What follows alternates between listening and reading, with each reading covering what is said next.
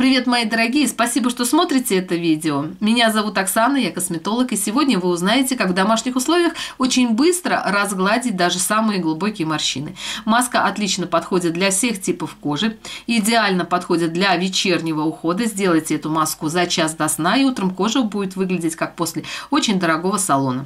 Маска подходит для всех типов кожи, и чередуйте ее с другими масками, рецепты которых вы можете найти на моем канале. Для достижения наилучшего эффекта сделайте эту маску 2-3 раза в неделю. Также для достижения наилучшего эффекта нанесите эту маску сразу после приготовления. Сегодняшняя маска на основе заготовки, которую, я надеюсь, вы тоже вместе со мной приготовили. И на основе вот этой сухой заготовки вы можете сделать огромное количество домашних масок и заметно улучшить состояние кожи. После применения этой маски поделитесь своим впечатлением и напишите свой отзыв в комментариях. Давайте приступим. Для сегодняшней маски нам понадобятся простые, доступные ингредиенты. Ту маску, которую я рекомендую вам вместе со мной сделать, я надеюсь, вы уже приготовили. И осталась у вас та заготовка. Кто впервые попал на мой канал, давайте расскажу, из каких компонентов состоит эта заготовка, которую вы можете использовать в ежедневном недельном уходе. В состав этой заготовки входят морская соль, ее можно заменить на соль обычную поваренную. Также в этот состав входит рисовая мука. Рисовую муку вы можете приготовить самостоятельно. Взять небольшое количество белого риса, перемолоть в кофемолке и использовать для приготовления сегодняшней маски. Также в состав этой заготовки входит желатин. Желатин – это природный коллаген, который отлично уплотняет кожу. Этот компонент дает эластичность, улучшает тургор кожи и разглаживает морщины. Заготовку, которую вы сделали, надеюсь, вместе со мной в большем количестве, можно использовать в разных вариациях.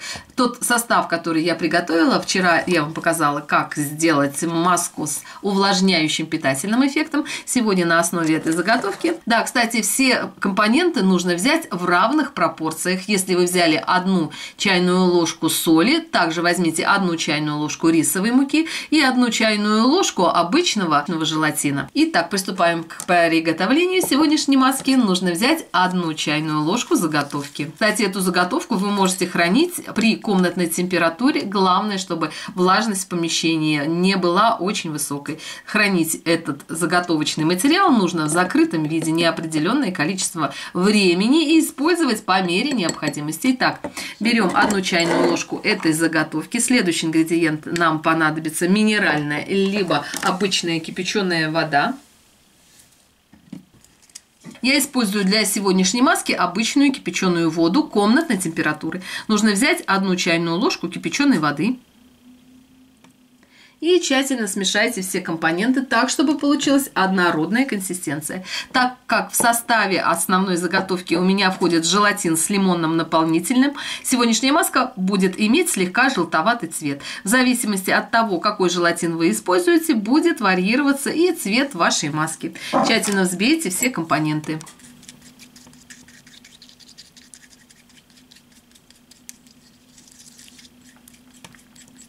На этом этапе маска должна иметь приятную консистенцию, однородную, не имеющую комочков.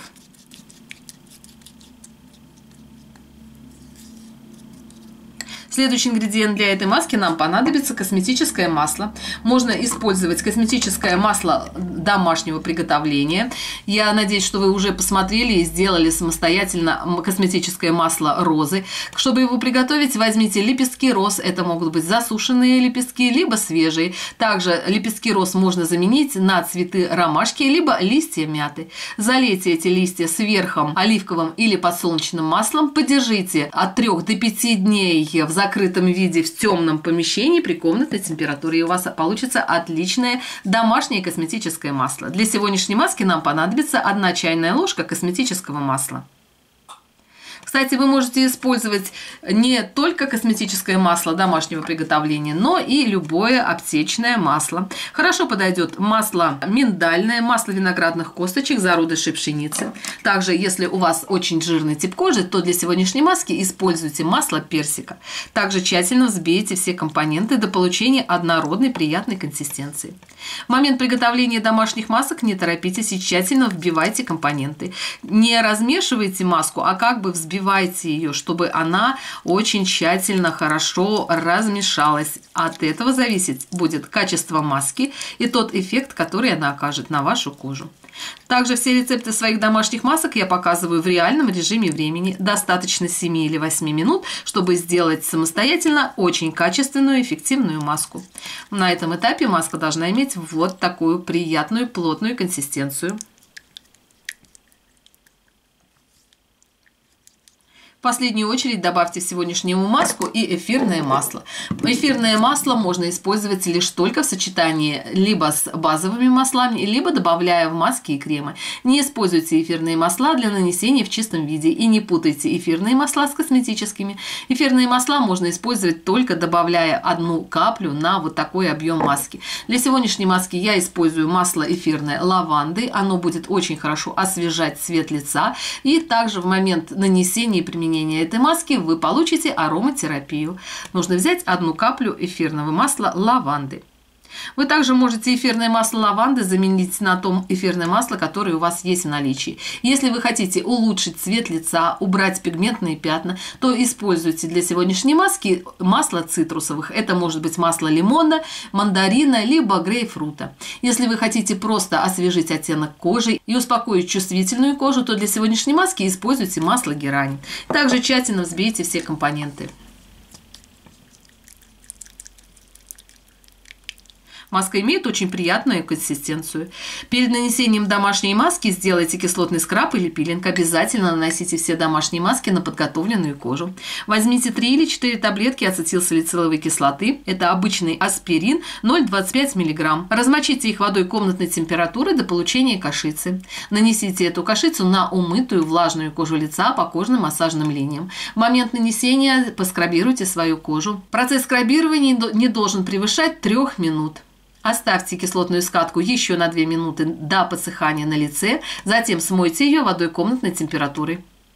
Кислотную скатку для жирного типа кожи нужно делать 1 или 2 раза в неделю, для сухого типа кожи 1 или 2 раза в месяц. После того, как кислотная скатка подсохла, смойте ее водой комнатной температуры и приступайте к нанесению домашней маски.